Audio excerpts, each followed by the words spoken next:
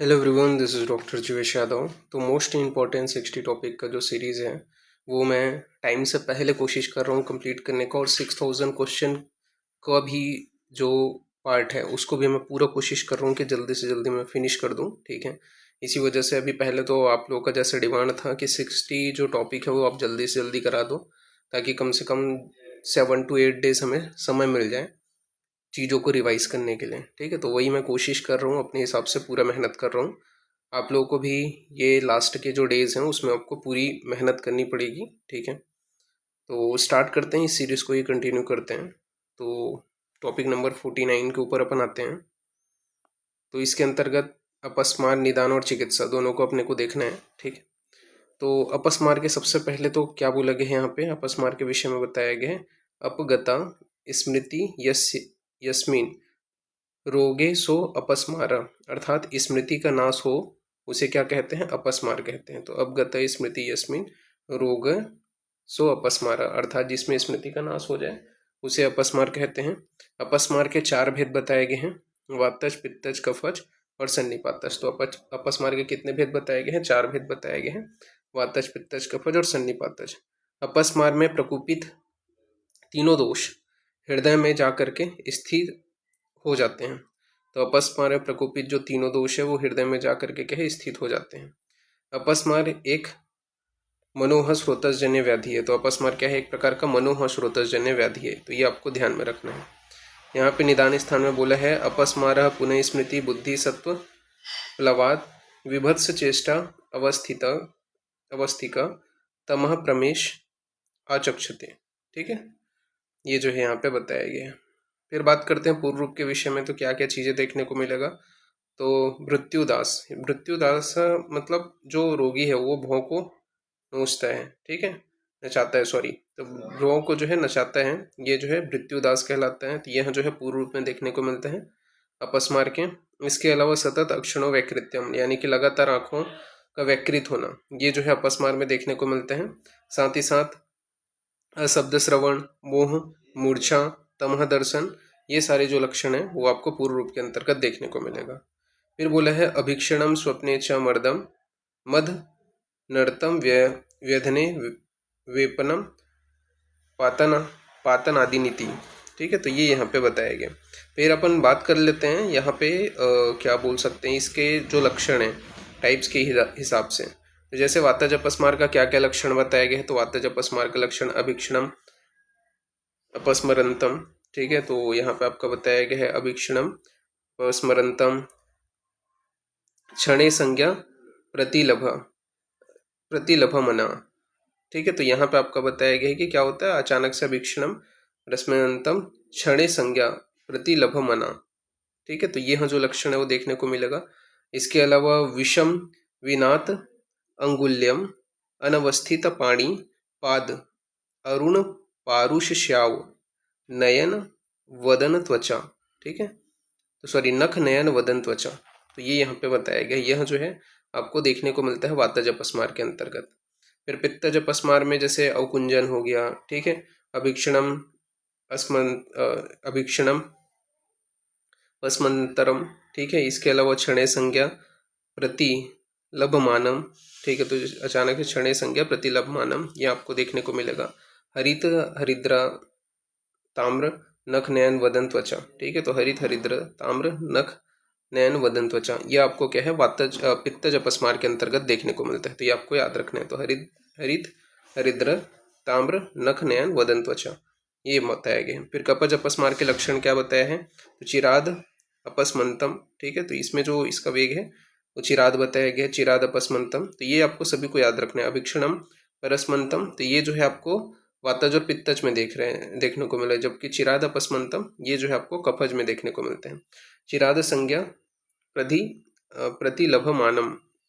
ठीक है, तो लेट से जो है संज्ञा का जो है प्राप्ति होती, तो चिराश्च संज्ञा प्रतिलभमानम, तो ये यहाँ पे बताया गया है। इसके अलावा अनित विकृत चेष्टा आपको देखने को मिलेगा, तो अनिति विकृत चेष्टा देखने को मिलेगा। शुक्ल वर्ण का आपका नख नयन वदन त्वचा हो जाएगा। ठीक है, इसमें क्या हो रहा था, हरित हरिद्र वर्ण का हो रहा था पित्तज अपस्मार में, और आपका कपज अपस्मार में कैसे है, अरुण पारुष्य श्यावर्ण का हो रहा था। ठीक है, तो ये आपको ध्यान में रखना है।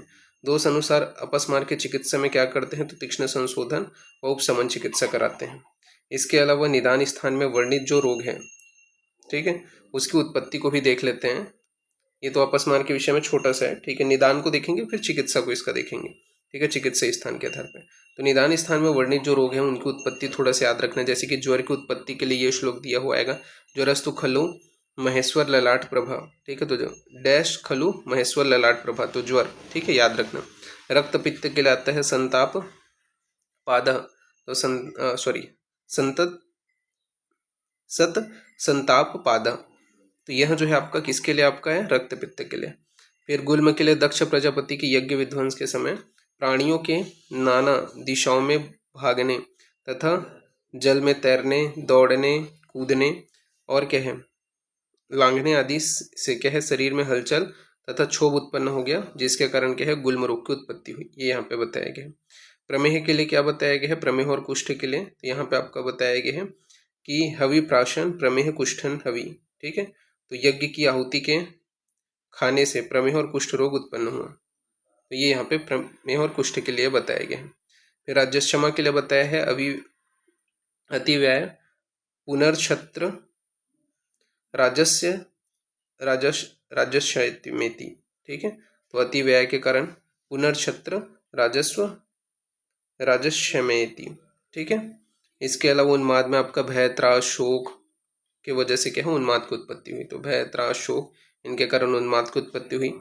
अपस्मार में यहाँ पे बताया है विविध भूत सूची संस्पर्श स्मराणाम, यानी कि अनेक प्रकार के जीवों या अपवित्र वस्तुओं के संस्पर्श से स्पर्श करने से क्या है अपस्मार की उत्पत्ति हुई थी, यहाँ पे बताया गया। फिर यहाँ पे आपका निदान अर्थ कर रोगों का भी वर्णन किया गया है। तो यहाँ पे निदान अर्थ कर रोगों में क्या बताया गया है, तो तद्यथा ज्वर संतापा रक्त पित्त उदीर्यते, यानी कि ज्वर के संताप से क्या है आपका रक्त पित्त की उत्पत्ति होती है। ठीक है, ये निदान अर्थ का रोग है, ज्वर के संताप से रक्त पित्त। फिर यहाँ पे रक्त पित्त ज्वरस्ताभ्यम शोषस्य उपजायते, यानी कि रक्त पित्त और ज्वर के वजह से क्या है आपका शोष की उत्पत्ति होती है। फिर इसके बाद में प्लीहाभिवृद्धि जठरस्य शोथ एवच। ठीक है, तो क्या है प्लीहा वृद्धि से क्या है जठर रोग उत्पन्न होते हैं और जठर रोग से क्या है शोथ की उत्पत्ति होती है। तो प्लीहा वृद्धि से आपका क्या है जठर रोग उत्पन्न होगा और जठर रोग से आपका शोथ की उत्पत्ति होगी, यहाँ पे बताया है।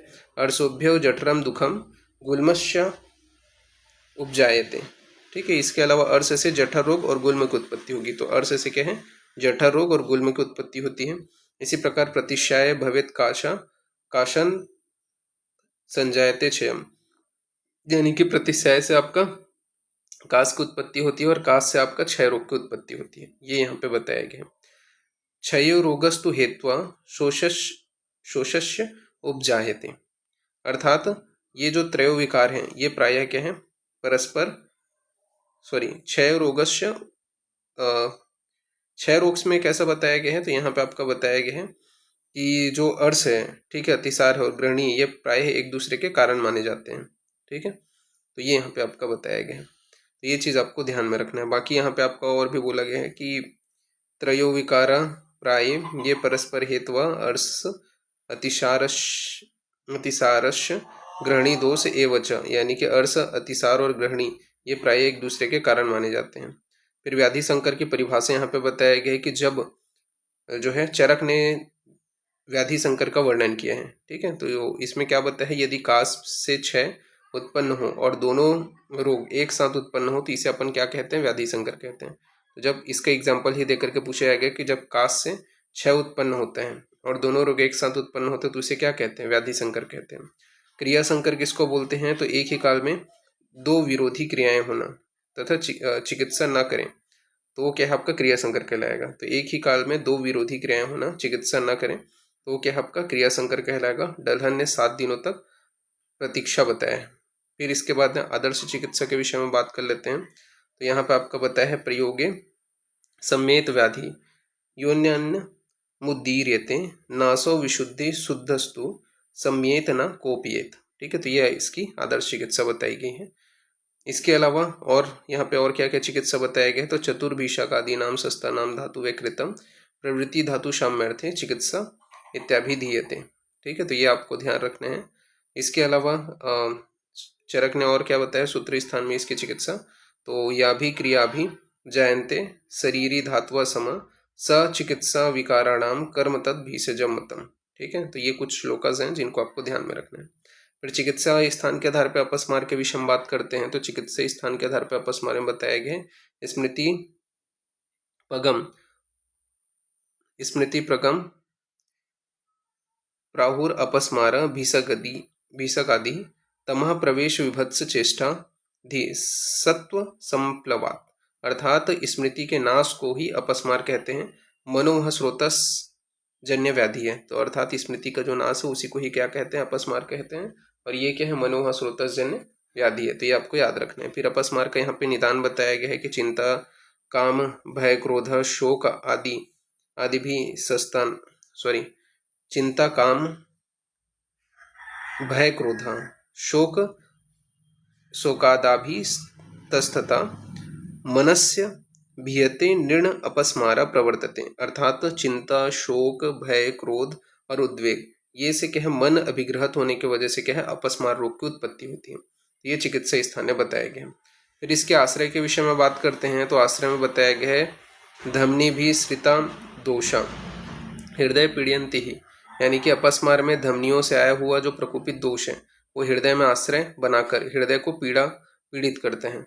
तो क्या करते हैं, अपस्मार में धमनियों से आया हुआ जो प्रकोपित दोष है वो हृदय को आश्रय बना करके हृदय को पीड़ित करते हैं, तो ये यहाँ पे बताया गया। फिर इसके पूर्व रूप के विषय में बात करते हैं, तो पूर्व रूप में बताया गया है पश्यत्य शंति रूपाणी, यानी कि अविद्यमान रूप जो है वो आंखों के सामने देखने लगता है। तो पश्यंत संति रूपाणी, यानी कि अविद्यमान जो चीज है नहीं है उसको आंखों के सामने देखने लगते हैं।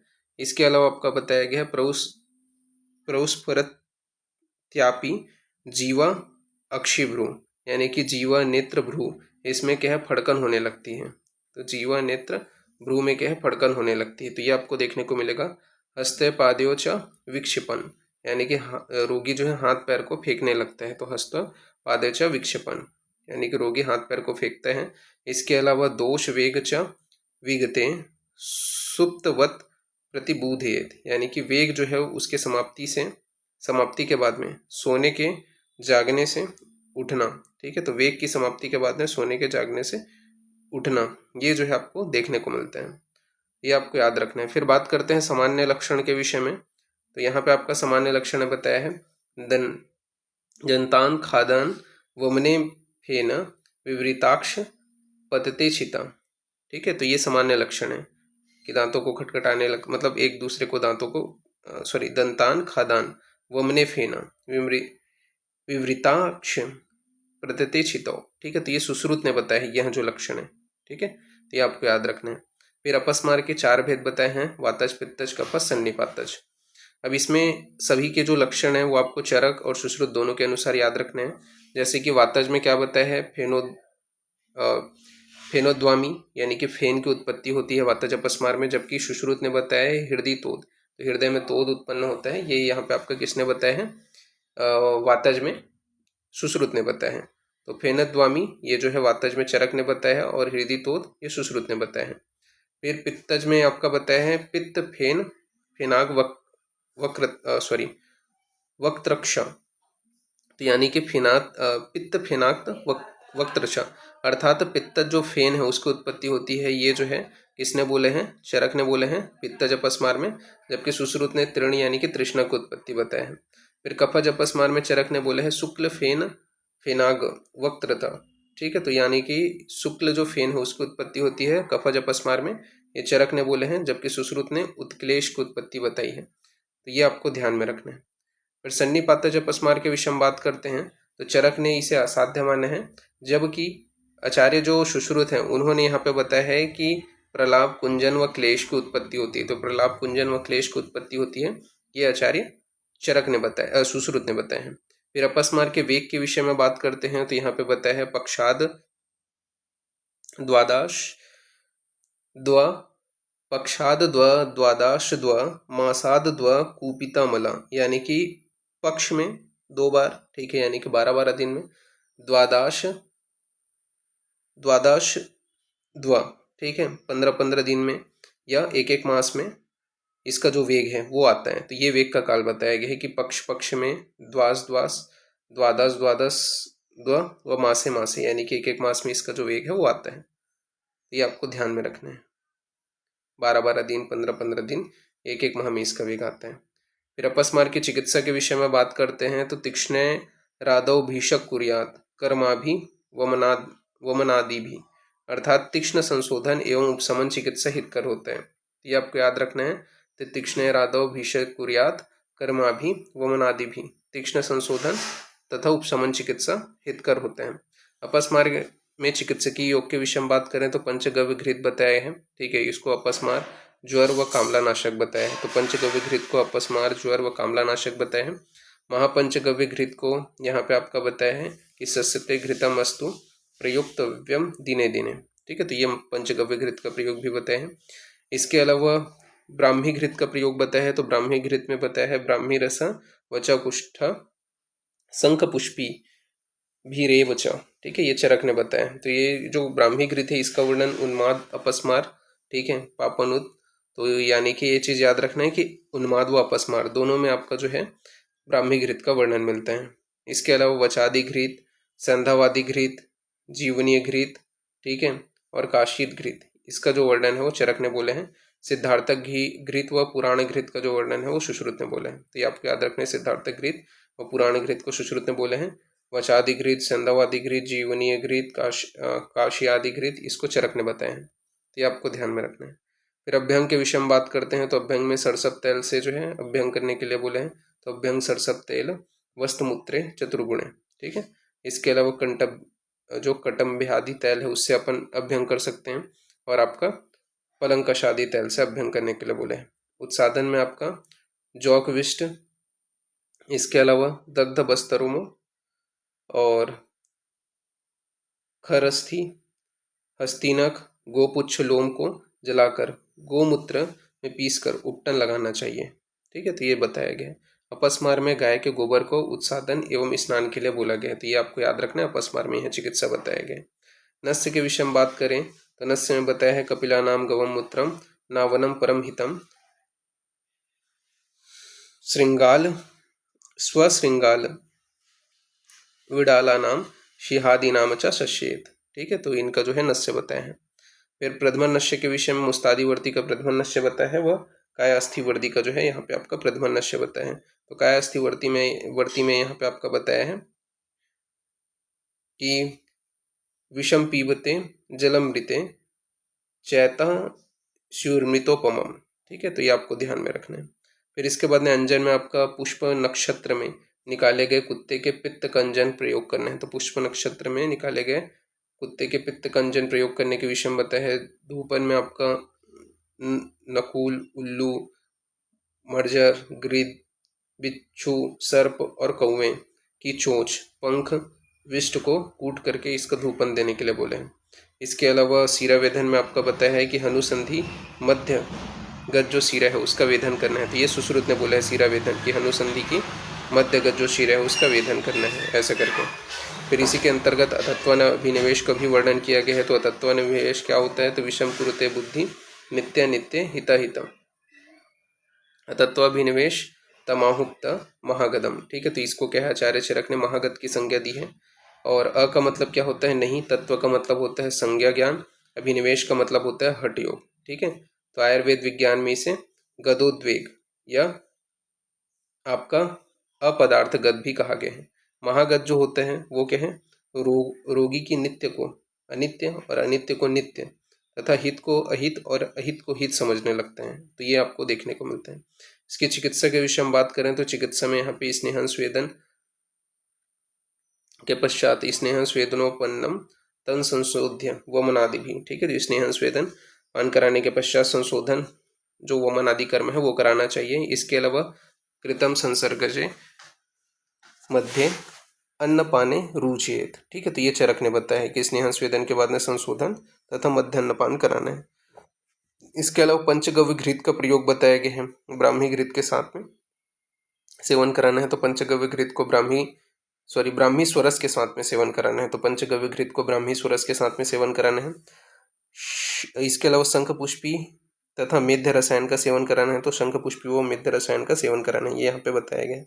आश्वासन क्रिया का प्रयोग करने के विषय में बताया गया है। ठीक है, इसके अलावा आपके 5 जो योग हैं, लहसुन, तेल, शतावरी, दूध, ब्राह्मी, कुचला, वचा, ब्राह्मी या कुष्ठ या वचा या मधु, इनका जो है पंच योगों का वर्णन बताया है। तो लहसुन, तेल, शतावरी, दूध, ब्राह्मी, कुष्ठ, वचा, मधु, इनका जो है पंच योगों का प्रयोग करने के विषय में बताया गया। फिर इसके बाद में बात करते हैं विप्रत्यय।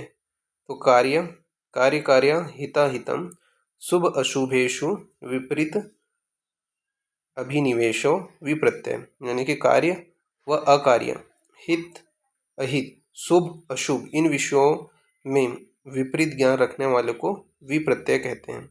इसके अलावा बताया है अपस्मार दुष्चिकित्सकीय एवं कृतस्पदय रोगा, दुष्चिकित्सकीय अपस्मार चीरकारी कृतस्पदा, ये चरक ने बताया है। उन्माद व अपस्मार जो रोगी हेतु निषेध क्या क्या चीज है, तो यहाँ पे बताया है क्या क्या चीजें निषेध हैं उन्माद व अपस्मार के रोगी के लिए। तो जल अग्नि द्रुम शैल्याभ्यो विषमेभ्यश्च तसदा। ठीक है, तो ये यहाँ पे आपका बताएगा, तो ये आपको याद रखना है, जल अग्नि द्रुम शैलाभो, यानी कि जल के नज़दीक उसे नहीं जाना है उन्माद व अपस्मार के व्यक्ति को। ठीक है, अग्नि के पास में नहीं जाना है, पर्वत पे नहीं चढ़ना है।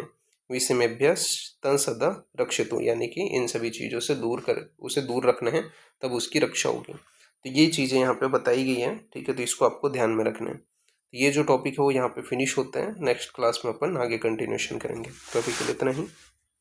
Thank you class.